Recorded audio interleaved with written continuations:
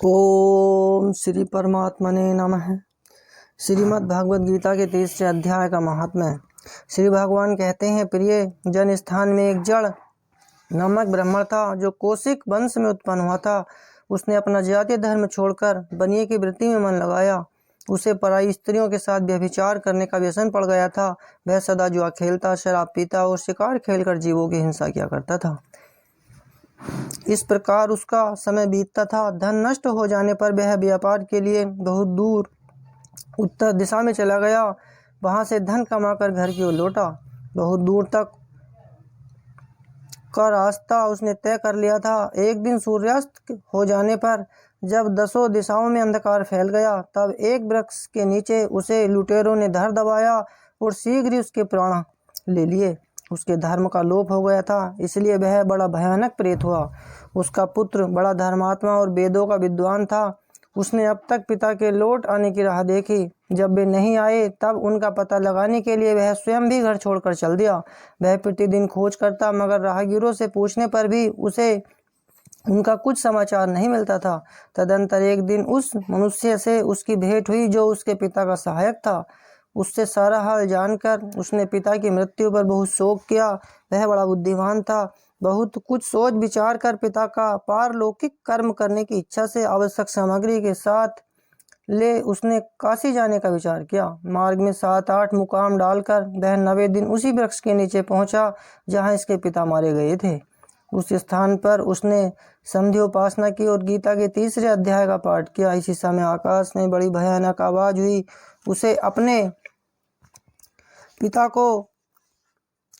अपने पिता को भयंकर आकार में देखा, परंतु फिर तुरंत ही अपने सामने आकाश में उसे एक सुंदर विमान दिखाई दिया जो महान तेज से व्याप्त था। उसमें अनेकों क्षुद्र घंटिकाएं लगी थीं। उसके तेज से समस्त दिशाएं आलोकित हो रही थीं। यह दृश्य देखकर उसके चित्त की व्याग्रता दूर हो गई। उसने विमान पर अपने पिता को दिव्य रूप धारण किए विराजमान देखा। उनके शरीर पर पीताम्बर शोभा पा रहा था और मुनिजन उनकी स्तुति कर रहे थे। उन्हें देखते ही पुत्र ने प्रणाम किया। तब पिता ने भी उसे आशीर्वाद दिया। तत्पश्चात उसने पिता से यह सारा वृत्तांत पूछा।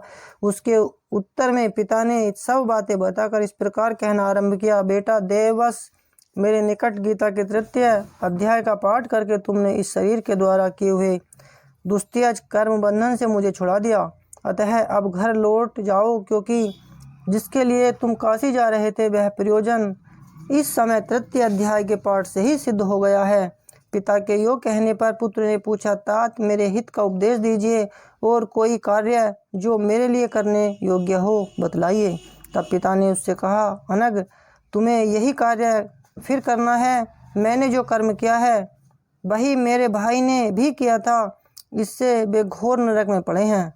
उनका भी तुम्हें उद्धार करना चाहिए और मेरे कुल के और भी जितने लोग नरक में पड़े हैं उन सबका भी तुम्हारे द्वारा उद्धार हो जाना चाहिए। यही मेरा मनोरथ है। बेटा, जिस साधन के द्वारा तुमने मुझे संकट से छुड़ाया है उसी का अनुष्ठान औरों के लिए भी करना उचित है। उसका अनुष्ठान करके उससे होने वाले पुण्य उन नार के जीवों को संकल्प करके दे दो। इससे वे समस्त पूर्वज मेरी ही तरह यातना से मुक्त हो स्वल्प काल में ही श्री विष्णु के परम पद को प्राप्त हो जाएंगे। पिता का यह संदेश सुनकर पुत्र ने कहा, तात, यदि ऐसी बात है और आपकी भी ऐसी ही रुचि है तो मैं समस्त नार के जीवों का नरक से उद्धार कर दूंगा। यह सुनकर उसके पिता बोले, बेटा, अयमस्तु, तुम्हारा कल्याण हो। मेरा अत्यंत प्रिय कार्य संपन्न हो गया। इस प्रकार पुत्र को आश्वासन देकर उसके पिता भगवान विष्णु के परम धाम को चले गए। तत्पश्चात वह भी लौटकर जन स्थान में आया और परम सुंदर भगवान श्री कृष्ण के मंदिर में उनके समक्ष बैठकर पिता के आदेशानुसार गीता के 3 अध्याय का पाठ करने लगा। उसने नार के जीवों का उद्धार करने की इच्छा से गीता पाठ जनित सारा पुण्य संकल्प करके दे दिया।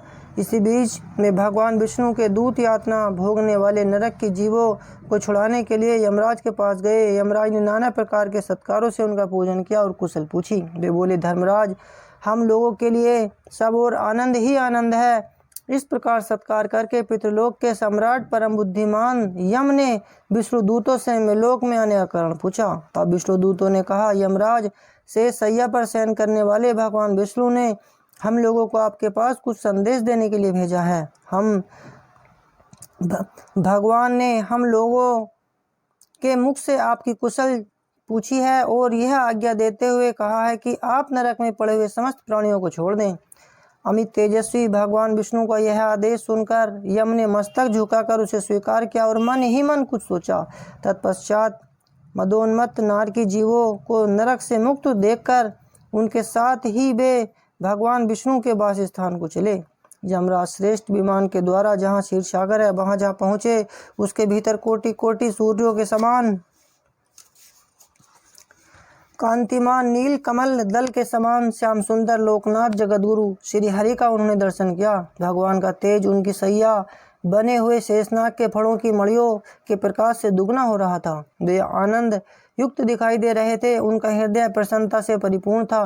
भगवती लक्ष्मी अपनी सरल चितवन से प्रेम पूर्वक उन्हें बार बार निहार रही थी। चारों ओर योगी जन भगवान की सेवा में खड़े थे।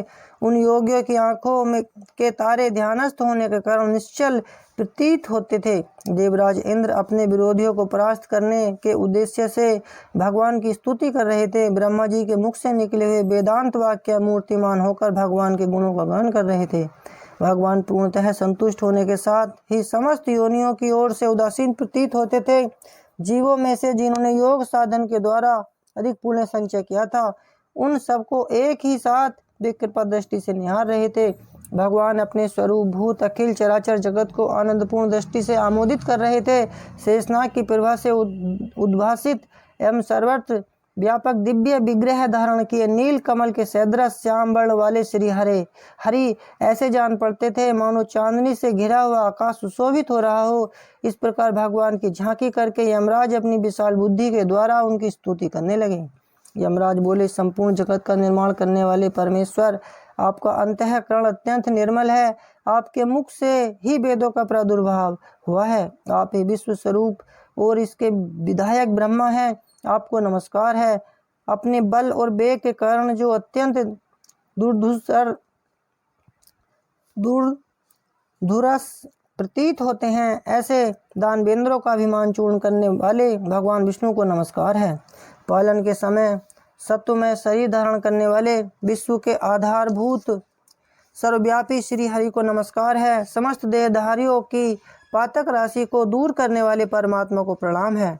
जिनके ललाटवर्ती नेत्र के तनिक सा खुलने पर भी आग की लपटें निकलने लगती हैं, उन रुद्र रूपधारी आप परमेश्वर को नमस्कार है। आप संपूर्ण विश्व के गुरु, आत्मा और महेश्वर हैं।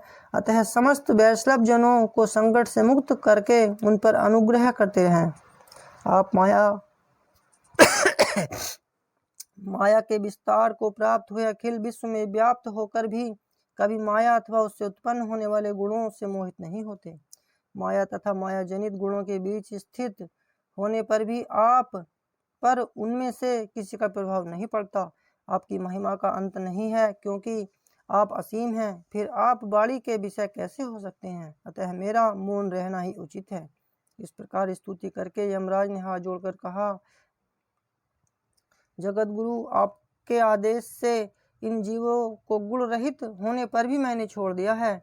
अब मेरे योग्य और जो कार्य हैं उसे बताइए। उनके यो कहने पर भगवान मधुसूदन मेघ के समान गंभीर वाणी द्वारा मानो अमृत रस से सींचते हुए बोले, धर्मराज, तुम सबके प्रति समान भाव रखते हुए लोगों का पाप से उद्धार कर रहे हो। तुम पर देहधारियों का भार रखकर मैं निश्चिंत हूँ। अतः तुम अपना काम करो और अपने लोक को लौट जाओ। तो कहकर भगवान अंतर्ध्यान हो गए। यमराज भी अपनी पुरी को लौट आए। तब वह ब्राह्मण अपनी जाति के और समस्त नारकी जीवों का नरक से उद्धार एवं स्वयं भी श्रेष्ठ विमान द्वारा श्री विष्णु धाम को चला गया। ओम श्री परमात्मने नमः।